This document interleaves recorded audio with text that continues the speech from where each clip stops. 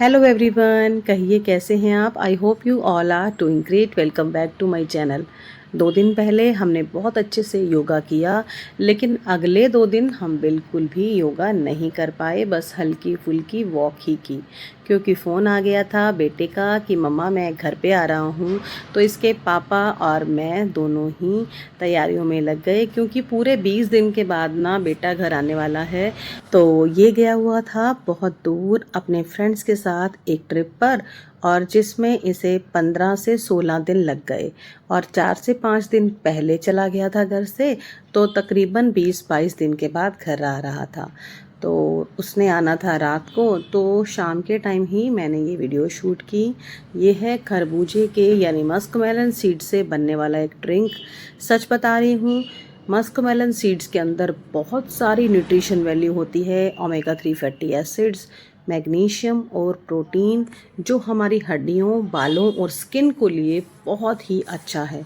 लेकिन सच्ची सच्ची ये बताती हूँ कि जो लोग भी इंटरनेट पे इसे बहुत ज़्यादा पॉपुलर कर रहे हैं ना, तो सीड्स खाने के और भी तरीके हो सकते हैं। ये जो ड्रिंक है ना, बहुत स्वाद नहीं है। ये बच्चे बड़े मतलब इतने चाव से नहीं पी सकते हैं। मैं अपना रियल रिव्यू इस ड्रिंक के बारे में आपसे दे रही हूँ। लेकिन इस बात में कोई शक नहीं है कि जो मस्कमेलन के सीड्स होते हैं हमारी बॉडी के लिए मैजिकल बेनिफिट्स रखते हैं। तो मैं क्या करती हूँ ना, हर साल जब भी मस्कमेलन आते हैं ना, तो इनके सीड्स को कभी गिराती नहीं हूँ डस्टबिन में। इन्हें अच्छे तरीके से वॉश करके सुखा करके ये डब्बे में भर के रख लेती हूँ। लास्ट ईयर भी मैंने 1 केजी के करीब ये स्टोर किए थे, और सर्दियों में इन्हें पिन्नियों में इस्तेमाल किया। और गर्मियों में मैं क्या करती हूँ ना, कोई भी शाही सब्जी जैसे मलाई कोफ्ता हो गया या शाही पनीर हो गया, उसकी ग्रेवी में इस्तेमाल करती हूँ, बजाय इसके कि बाज़ार की क्रीम ला करके इस्तेमाल करूँ। बस मुट्ठी भर आप भिगो दीजिए, और 1 घंटे के बाद आप इन्हें ग्राइंड करके छान के किसी भी शाही सब्जी की ग्रेवी में इस्तेमाल कीजिए। अब आ गया है मेरा बेटा रात के 12 बजे के बाद, क्योंकि इसकी ट्रेन काफ़ी लेट थी।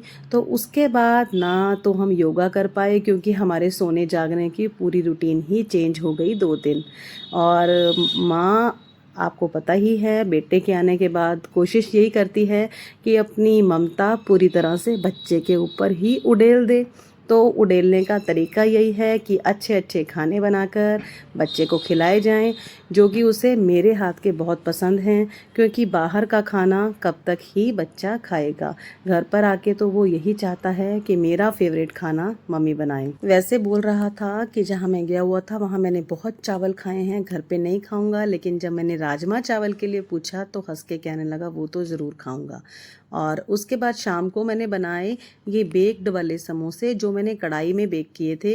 एक्चुअली मेरे पास एयर फ्रायर भी है, लेकिन एक वीडियो भी शूट करना था, तो उसके लिए ना मैंने कढ़ाई में ही इसे बनाना बेहतर समझा। इसके लिए ना मैंने यूज्ड वाला सॉल्ट यूज़ किया है, और उसे अच्छे से गर्म करके आधा इस कढ़ाई में डाल दिया और आधा एक सेपरेट प्लेट में डाल दिया। और उसके बाद स्टील की प्लेट के ऊपर जैसे भी हम समोसे और मसाला बनाते हैं वैसे ही प्रिपेयर कर लिया, और उसके ऊपर सारे समोसे सेट करके नमक वाली वो जो दूसरी प्लेट है इसके ऊपर डाली, और अच्छे तरीके से इसे ढक दिया, ताकि स्टीम में अल्टा पलटा करके मैं दोनों तरफ से ये समोसे अच्छे से सेक सकूं। समोसे बहुत अच्छे तरीके से बेक हो गए थे, नो डाउट। बस करना आपको सिर्फ इतना है कि इन समोसों को ना अल्टा पलटा करके 1-2 बार सेक लीजिए, और हल्का फुल्का ऑयल ब्रश कर दीजिए दोनों तरफ इनके ऊपर। लेकिन अगर आप वो करारा और कुरकुरापन चाहते हैं ना, तो तवे के ऊपर सिर्फ 1 चम्मच ऑयल डाल करके इन समोसों को अल्टा पलटा कर अच्छे से सेक लीजिए। सच बता रही हूँ, गिल्ट फ्री होकर आप चाय के साथ इन समोसों को एंजॉय कर सकते हो। मैं अपना रियल रिव्यू इसके बारे में भी आपसे शेयर कर रही हूँ। मेरा बेटा तो जो चीज़ मैं प्यार से बनाती हूँ वो खा लेता है। मैं ऐसा पूरे दावे से इसलिए कह रही हूँ कि मेरी बेटी बिल्कुल भी उसे कोई चीज़ पसंद ना आए तो खाना पसंद नहीं करती। लेकिन ये दोनों बच्चों ने बहुत मज़े से बहुत ही टेस्ट लेकर खाए, और साथ ही उन्होंने बार बार तारीफ़ की कि मम्मी ये रेसिपी ना आप बार बार ज़रूर बनाया करो, हमें बहुत पसंद आई है। तो आप भी अपने घर पे इसे ट्राई कर सकते हो। तो नेक्स्ट डे ही बेटे को वापसी जाना था और मैंने आलू पहले से ही बॉईल कर रखे थे। तो मेरा प्लान था कि मैं आलू प्याज वाले तंदूरी परांठे इसके लिए बनाऊंगी।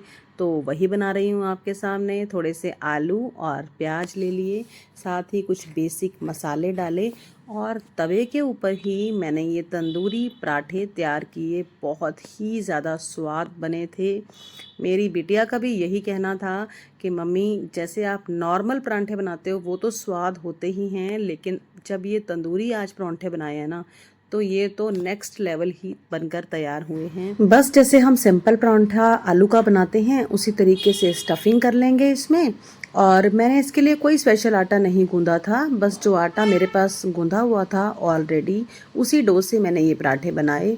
थोड़े से मोटे ही रखने हैं। तंदूरी पराठा फुल्का थोड़ा सा मोटा ही बेला जाता है और एक साइड पे अच्छे तरीके से जेनरस अमाउंट में पानी लगा करके तवे से इसे चिपका दीजिए और अच्छे से एक साइड जब पक जाएगा तब तवे को उल्टा करके दूसरी तरफ से भी अच्छे से पका लेंगे और साथ ही इसमें स्मोकी फ्लेवर आ जाएगा, तंदूरी लुक भी आ जाएगा।